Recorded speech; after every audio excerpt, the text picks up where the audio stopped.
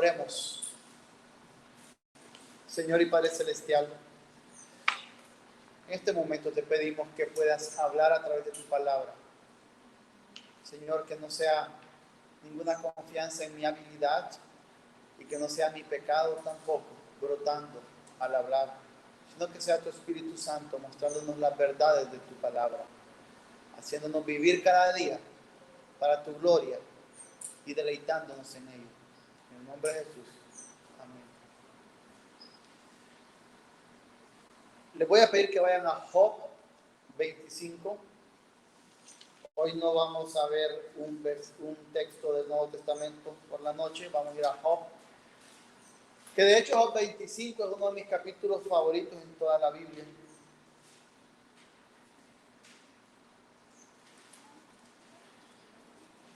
En su libro del Pastor Renovado, según su traducción en español, Richard Baxter, en una sección en donde en este libro le habla a pastores, pero que es muy útil que muchos lo lean, les está hablando y les dice: habrá momentos en donde, al ser fiel en predicar la palabra, repetiremos muchas doctrinas, y eso no debe de detenernos de hacerlo. El pensar, pero ya lo he predicado otras veces. Porque si vemos el patrón bíblico, sobre todo en cómo Dios va mostrando, recordando una y otra vez su pacto, nos lo está refrescando en la mente porque lo olvidamos tan frecuentemente. Somos seres humanos que con frecuencia olvidamos las cosas. Olvidamos dónde dejamos las llaves que colocamos hace unos minutos.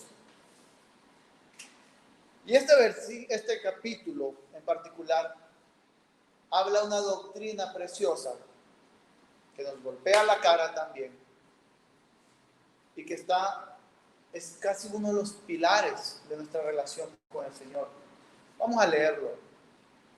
Entonces respondió Bildad, suita, y dijo: dominio y favor pertenecen al que establece la paz en sus alturas. ¿Tienen número sus ejércitos? ¿Y sobre quién no se levanta su luz? ¿Cómo puede un hombre, pues, ser justo con Dios? ¿Cómo puede ser limpio el que nace de mujer? Si aún la luna no tiene brillo y las estrellas no son puras a sus ojos, cuanto menos el hombre, esa larva, el Hijo del Hombre, ese gusano.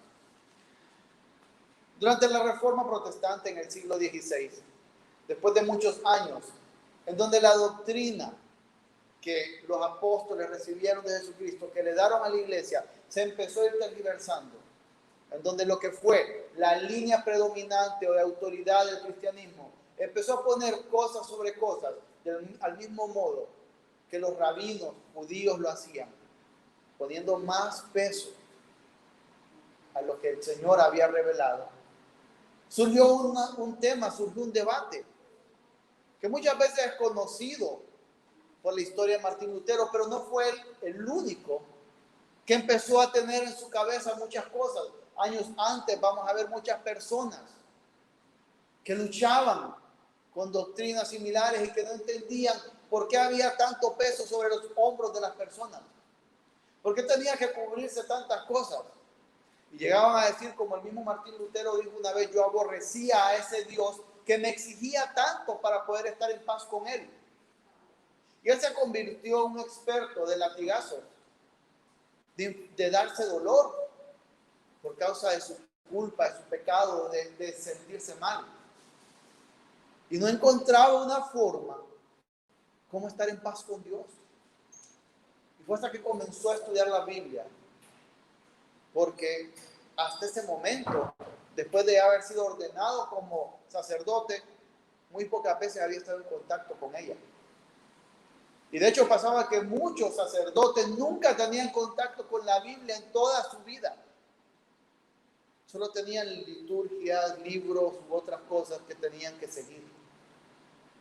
Y entonces comenzó no solo Martín Lutero, sino que otros a decir: ¿cómo podemos estar en paz con un Dios santo? ¿Y por qué esa frase era importante? El versículo 2 y 3 dice: dominio y favor pertenecen al que establece la paz en sus alturas. ¿Tienen número sus ejércitos? ¿O sobre quién no se levanta su luz? El 5. Si aún la luna no tiene brillo y las estrellas no son puras en sus ojos. ¿Quién no ha salido en una noche estrellada o en una noche de luna llena y puede apreciar la belleza que es eso? Cuando uno ha podido estar en el campo, ha podido estar fuera de la ciudad. Y en esas noches uno ve eso y uno queda impresionado.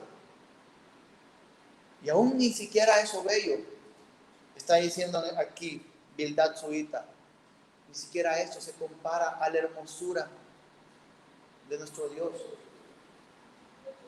¿Acaso tienen números sus ejércitos? Está hablando de inmensidad.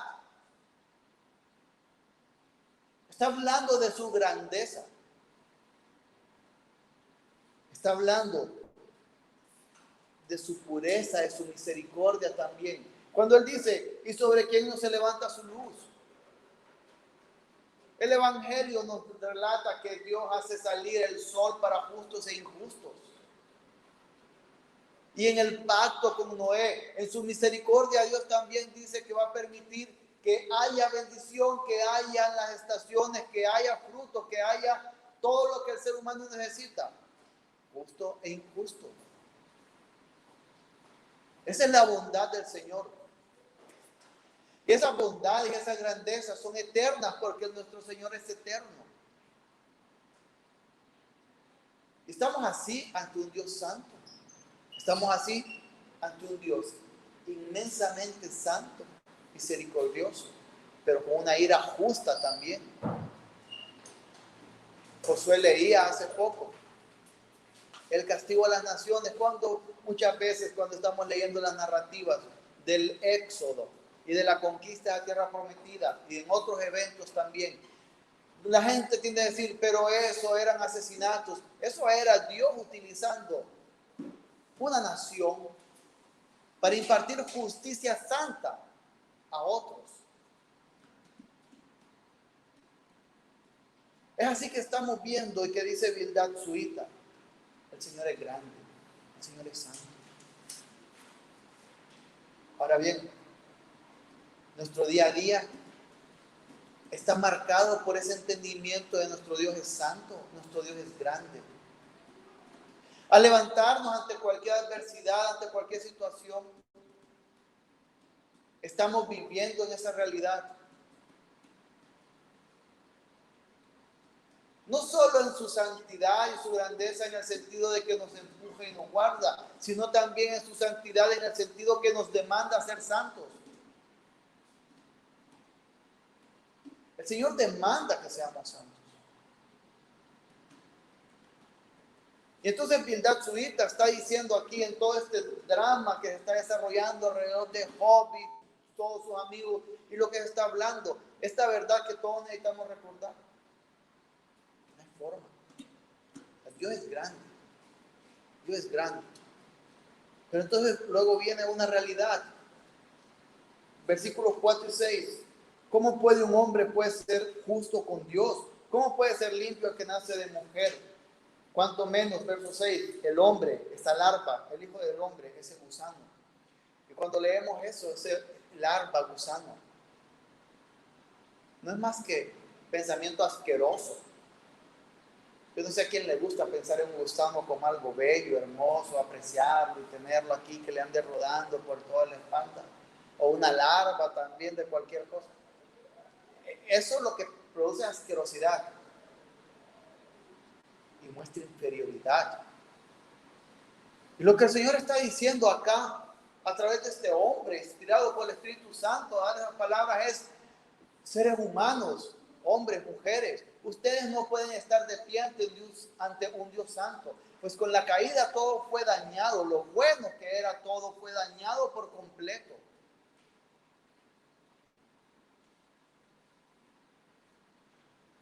Lamentablemente, en nuestro entorno evangélico, se ha enseñado tantas veces que yo puedo hacer muchas cosas para estar en paz con Dios.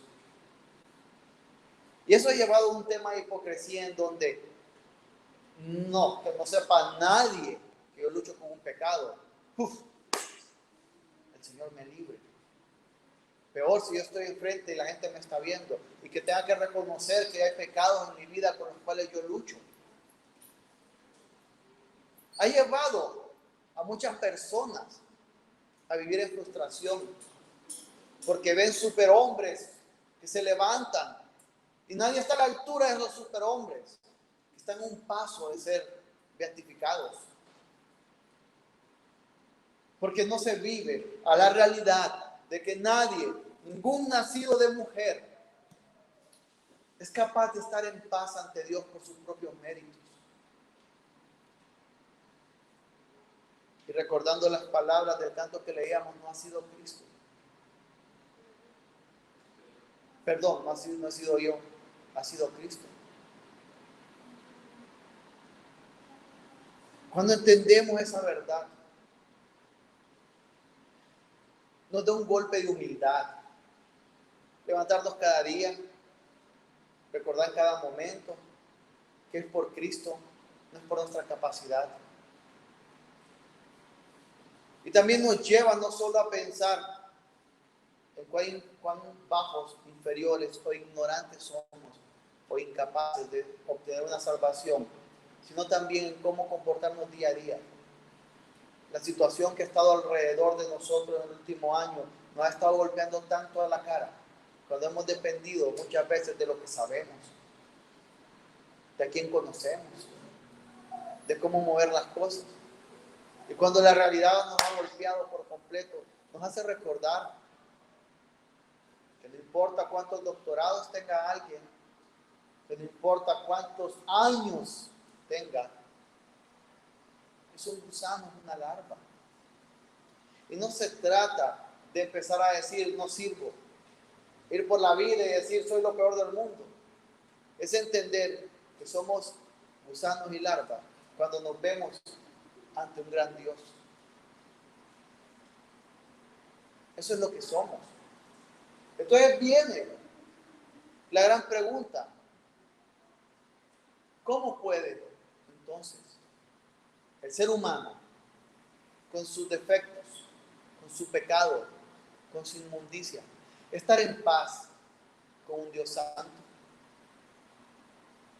con un Dios cuya santidad sobrepasa nuestro entendimiento de la misma, con un Dios cuya grandeza está más allá de nuestra comprensión? Yo le decía a mi hijo ayer que estábamos conduciendo hacia cierto lugar y de frente teníamos una montaña enorme. Yo le dije, cada vez que yo estoy conduciendo y la carretera me lleva a tener de frente una montaña enorme, me genera asombro, porque veo cuán grande es eso.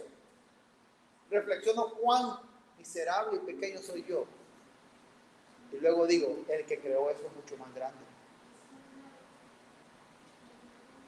Si ante este monte estoy así, ¿cómo quedo ante el que lo creó? Entonces, ¿cómo podemos estar en paz con Dios Santo? Y los reformadores haciéndose las preguntas, luchando con eso. Llegaron, sobre todo Martín Lutero estuvo mucho tiempo en el libro de Romanos, en donde empezaba a ver cómo la justicia de Cristo es la que justifica. Y vemos en Romanos 5, se los leo del 1 al 3. Por tanto, habiendo sido justificados por la fe, tenemos paz para con Dios por medio de nuestro Señor Jesucristo, por medio de quien también hemos obtenido entrada por la fe a esta gracia, en la cual estamos firmes y nos gloriamos en la esperanza de la gloria de Dios. Y no solo esto, sino que también nos gloriamos en las tribulaciones, sabiendo que la tribulación produce paciencia. Vamos a ir hasta el 5. Y la paciencia, carácter probado, y el carácter probado, esperanza. Y la esperanza no desilusiona, porque el amor de Dios ha sido derramado en nuestros corazones por medio del Espíritu Santo que nos fue dado. Tenemos paz con Dios a través de la justificación. Y es que muchas veces cuando nos preguntan, ¿y de qué te rescató el Señor?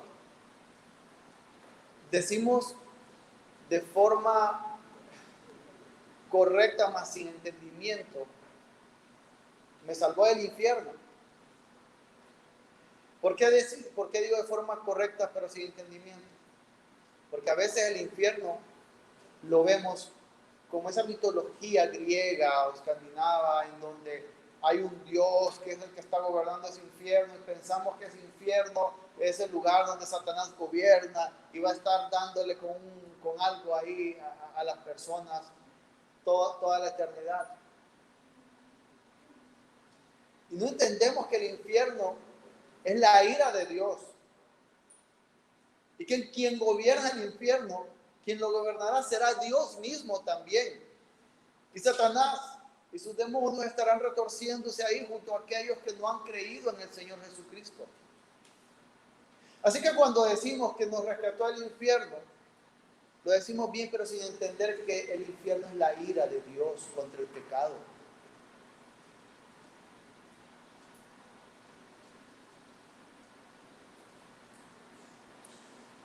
En este momento, al haber creído en Cristo, tenemos paz con Dios. Hemos sido reconciliados porque desde que nacemos estamos en una relación de separación. Dice el Evangelio de Juan que aquellos que creyeron en Jesucristo son salvos. Los que creyeron no son salvos, sino que siguen estando en un estado de perdición. Creer en el Evangelio no es una situación de si creo voy a ser salvo, si no creo voy a perderme. No, ya estamos perdidos y alejados. El Evangelio es el salvavidas que nos rescata no de un océano, sino que de un mar de fuego. Tenemos paz a través de Jesucristo. Pero esto lo hemos escuchado varias veces, o lo hemos leído en distintas ocasiones. Hay un Dios santo, hay un hombre inmundo, hay una obra hecha por Jesucristo que reconcilia a aquellos que Él ha amado desde antes de la fundación del mundo. El problema es cuando nos quedamos ahí nomás. El problema es cuando lo que está pasando alrededor de nuestra vida no se ve afectado por esa teología. El problema es cuando leemos tanto la Biblia sin llegar a aplicarla a nuestra vida, hacer que eso nos afecte. De lo que nos rescató el Señor, de donde nos permitió estar en paz con Él, es algo terrible. No sé si lo han visto así, si lo hemos visto así. Este es un sufrimiento, un castigo eterno, bien merecido. Es el peor castigo que puede llegar a haber. El niño en esta etapa, cuando es castigado, entiende lo que es un castigo. Los adultos recordaremos cuando éramos castigados y veremos que ningún castigo es agradable y ese será eterno. ¿Por qué importa? Porque si el Señor nos libró de eso, sin duda nos librará de muchas cosas en nuestra vida. Y no necesariamente estoy hablando que no vamos a padecer o que no tendremos un desenlace doloroso en alguna situación en nuestras vidas, sino que en medio de las circunstancias Él estará con nosotros. Y tenemos que recordar siempre, hay dolores en la vida y tienen un propósito. Para aquel que no cree en Cristo, es un preámbulo al sufrimiento eterno. Para nosotros que por su misericordia hemos creído en Él, es un ánimo que nos recuerda, habrá un momento donde la presencia del Señor eternamente evitará este dolor, esta preocupación, estas lágrimas, esta desesperación.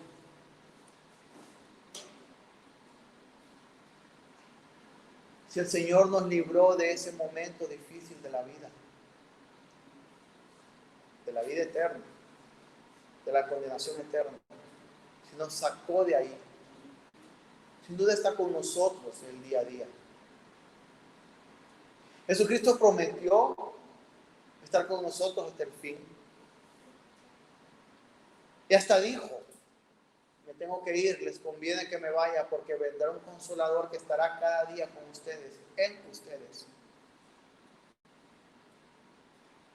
En el Antiguo Testamento vemos el tabernáculo y después el templo como los lugares en donde Dios tenía comunión con su pueblo, esa que se rompió en el Edén.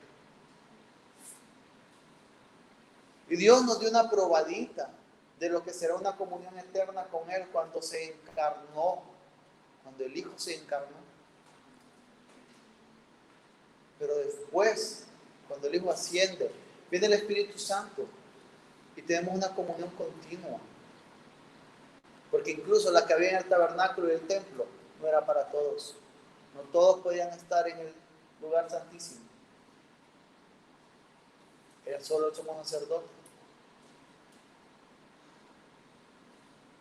Cada día que nos afecte esto. Si hasta hoy no hemos sufrido, no hemos llorado, mañana quizás lo hagamos. Pero el entender, el recordar que si este Dios tan grande nos amó a pesar de nuestras maldades y estuvo dispuesto a encarnarse para llevar toda su ira, esa que era nuestra, también estará en unas circunstancias difíciles.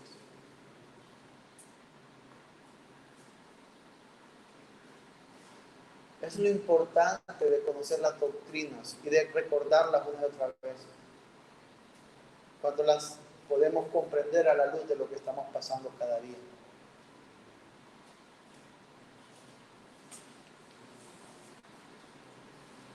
Y vamos a terminar viendo nuevamente Job 25. El capítulo 1, el versículo 1. Entonces respondió Bildad suita y dijo. Bildad suita era un hombre, un ser humano, que entendió la situación entre Dios y el hombre. Todo ser humano, por lo tanto, puede comprender que hay una gran distancia de santidad entre Dios y nosotros. Todo ser humano tiene la responsabilidad de entender que hay un solo camino al Padre. Y todo ser humano, aunque la misericordia de Dios estuvo decretada desde antes de la fundación del mundo, todo ser humano es responsable de sus obras pecaminosas y merece la condenación eterna. Y todo ser humano necesita entender esto. Y por eso debemos de compartir el Evangelio. Por eso debemos de hablarlo constantemente.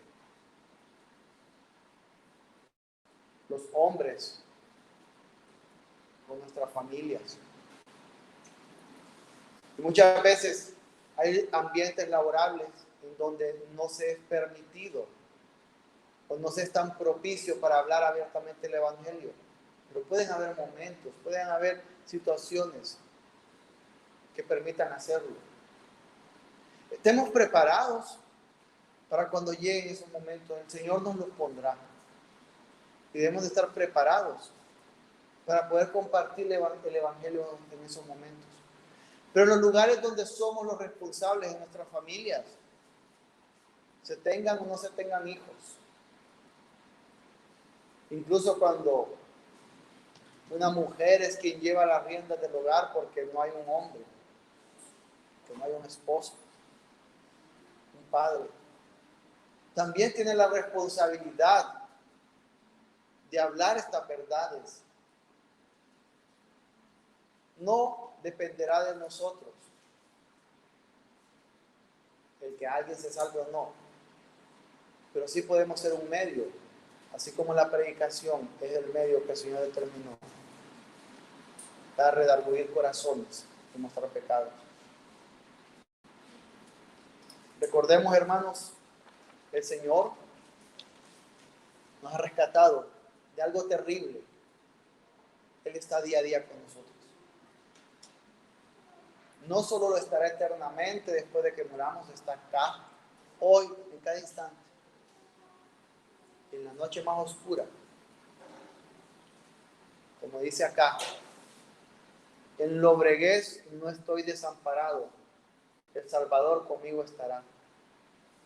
Lobreguez es oscuridad, pero lo más oscuro, lo más terrible, no solo de afuera, sino que dentro incluso.